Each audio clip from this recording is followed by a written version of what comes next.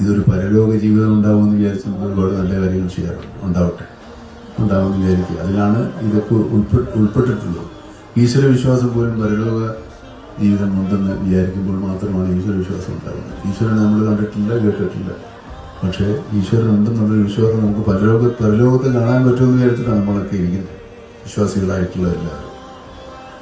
അതും അതിനെ ആശ്രയിച്ചിരിക്കുന്നത്. അങ്ങനെയാണെങ്കിൽ നന്മ ചെയ്യുന്ന എല്ലാവർക്കും ഫലമുണ്ടാകുമെന്നാണ് നമ്മുടെ എല്ലാ മതങ്ങളും പഠിപ്പിക്കുന്നത്.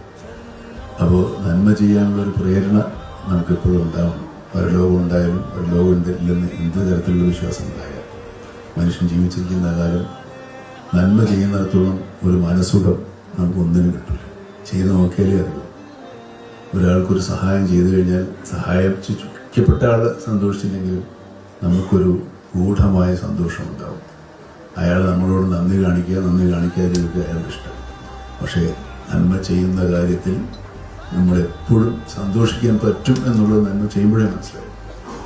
എല്ലാവർക്കും നന്മ ചെയ്യാനുള്ള ആഗ്രഹവും അവസരങ്ങളും മനസ്സുമുണ്ടാകട്ടെ എന്ന് പ്രാർത്ഥിക്കുന്നു.